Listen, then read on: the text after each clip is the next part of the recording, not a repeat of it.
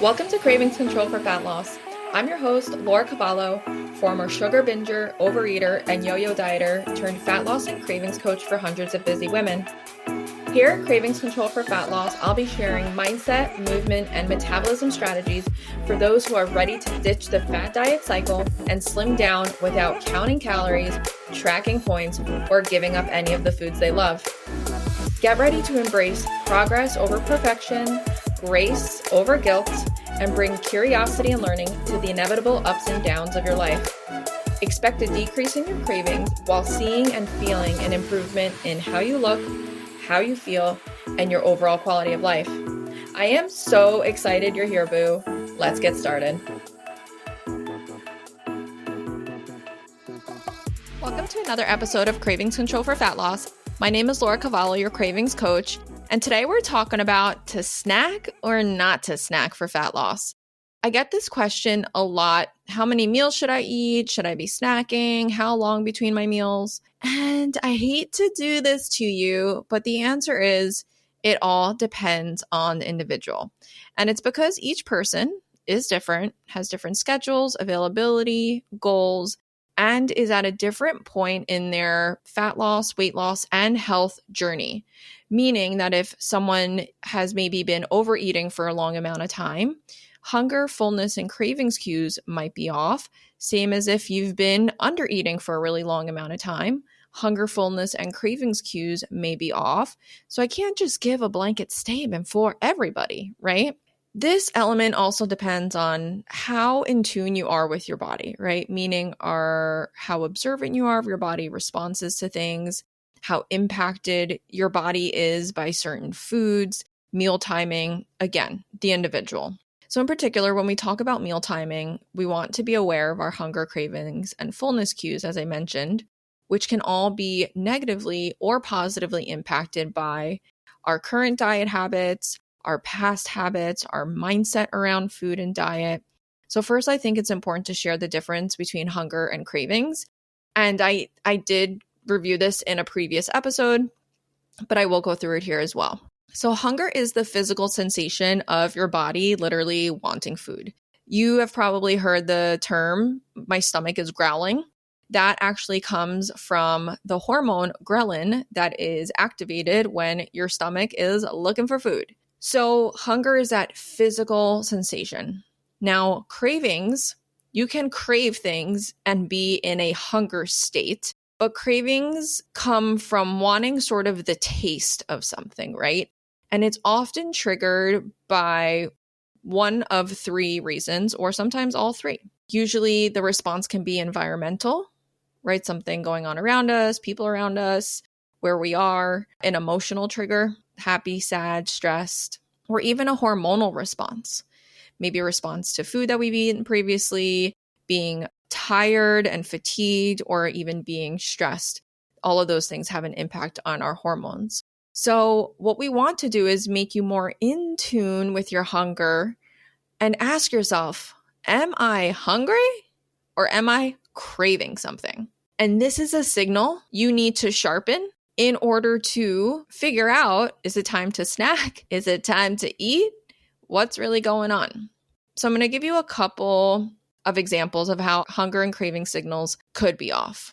So number one, if you're someone whose default mechanism is to constantly overeat, this may be your baseline for feeling full, right? And feeling comfortably full, when in reality, maybe you're overly full.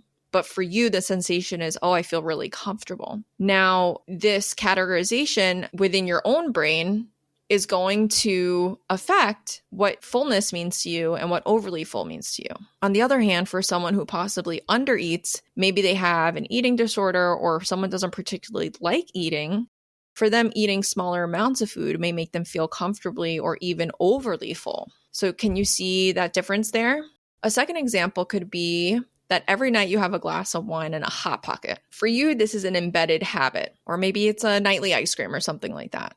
But despite being hungry, whether you're hungry or not, you may indulge because you're set yourself up for that cravings habit. Okay, so you've heard the expression, there's always room for dessert, right? Even when you're full. This is an example of how we can dysregulate our hunger and our cravings cues, eating when maybe we're not necessarily hungry. Another example of dysregulated hunger and cravings is eating a high sugar and high calorie meal, right? Say you eat 1,000 calories in donuts. That's a lot of calories, right?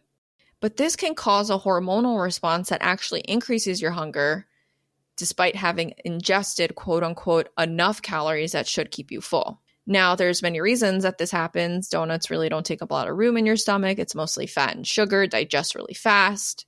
But these are just examples of how hunger and cravings can become dysregulated. So when it comes to the idea of snacking, I can't just say, well, if you're hungry in 2 hours, have a snack. If you're someone that is always hungry every 2 hours, right, as a result of maybe undereating or possibly overeating. So the first thing we need to do is regulate our appetite and hunger. And the two hormones that are responsible for that are ghrelin and leptin. So leptin is the hormone that's responsible for signaling fullness. And this hormone can get distorted if you overeat because those signals become almost masked. So think of leptin like if you're always eating and you're always full, at some point leptin is just going to dysregulate. It's not going to have a chance to fall back down to a regular state. We can equate this to almost like going into a room where someone's wearing really strong perfume, right? And then at first you're like, oh, that's really high. That's a lot of perfume. But then once you're there for a little bit of time, you don't even notice it because you become accustomed to it. That's the type of regulation that happens with leptin. It no longer has an impact on you because it's just been having to work all that time. So in order to regulate your leptin signals, you want to allot anywhere between 4 to 6 hours for it to go through a full cycle. Now, this is something I learned actually on my interview with Dr. Laura Gouge, is that for leptin to go through its full cycle, it's really about 6 hours. But she said anywhere between that 4 to 6 hours, you're going to give leptin a pretty good shot at going through its full cycle. However, if you're someone who is so used to eating every 2 hours, going from 2 hours to maybe even 4 or 6 hours will feel like a really big jump for you, right? So this is something that you can try to increase slowly. So say you're trying to increase your leptin sensitivity and you've been eating for 2 hours, every 2 hours for the last few months, last few years, your whole life, and you don't even know when you're hungry anymore. You're literally just eating to eat.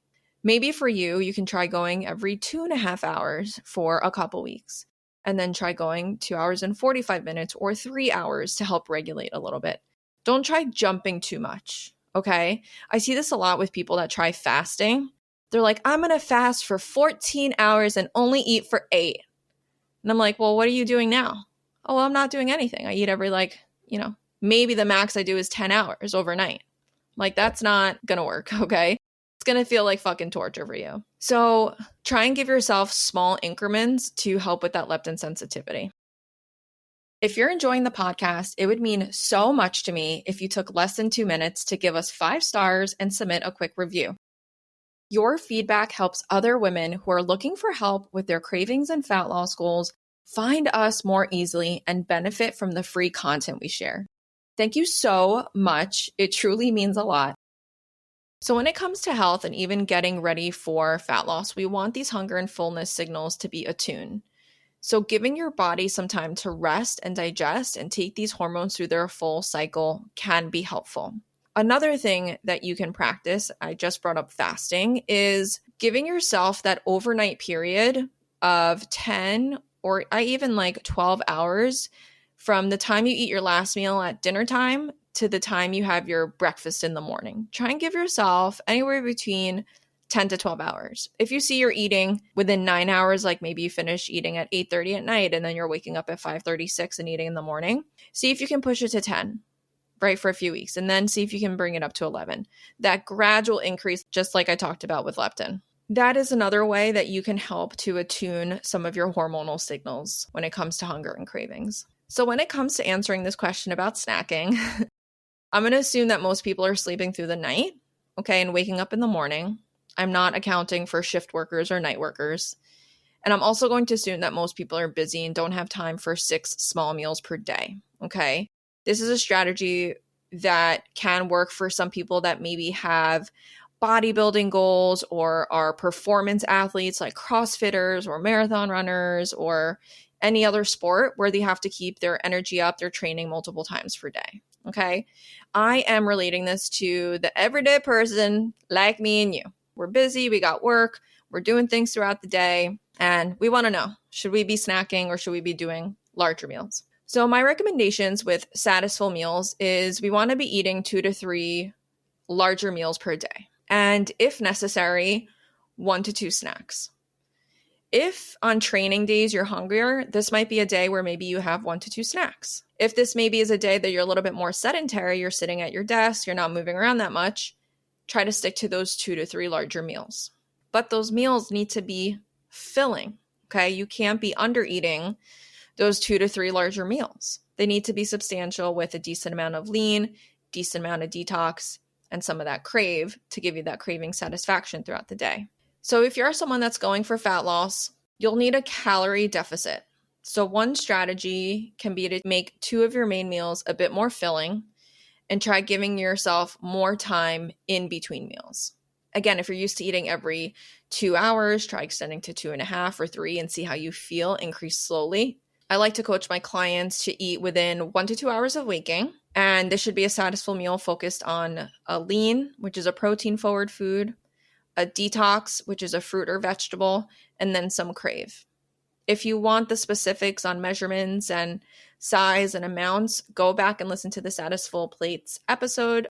So Satisfull meals should keep you full for definitely more than 2 hours, even going to 3 or 4. If you find that you're still hungry within maybe 2 hours or even 3 hours, this may mean you need more lean and detox, which is more protein and veggies or fruits. If you're craving within an hour or 2 and you're like, I really want like a piece of chocolate or some crackers, maybe you didn't have enough crave in that meal.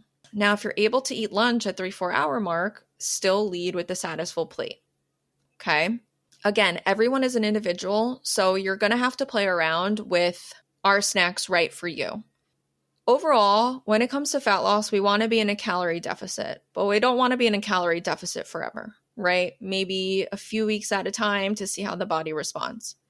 In general, if you're snacking more, that means you're eating more. So if you're not losing weight, you might look to pull one of those snacks or pull both of those snacks and have more filling meals, leading with lean and detox at those meals. At the end of the night, you should be feeling slightly hungry going to bed. This isn't skipping meals. This isn't eating itty bitty portions. Okay. This isn't having coffee all day and having appetite suppressants. Okay. This is fueling your body with nutrient dense, high volume, low calorie foods and having some cravings relief throughout the day. However, we still do need that calorie deficit at the end of the day. So if that means that you're going to create that calorie deficit by taking out 1 or 2 snacks, then try that out. If you're someone that's more active on your feet, you're walking 10, 15, 20,000 steps a day, you're dealing with kids, you're always on the move, you might need a little bit more food. I mean, you will definitely need a little bit more food. Again, so play around with this, see how you feel. Personally for me, if I'm home, I'm snacking more, right? Just because I'm by the kitchen and I get a little bit more bored, I get a little bit more stressed. So those are also things that we have to keep in mind and understand, like, why am I snacking? Am I actually hungry? Or am I bored, stressed, or sad? So I know that this wasn't a definitive answer, but I hope that this gave you a little bit of insight into snacking and if it's something that you can continue to do or should play around with. Let me know your thoughts on this episode. I am always looking for feedback and what else you want to hear. Hit me up on Instagram at LauraCavallo __cravings_coach, and I'll see you on the next episode. Bye.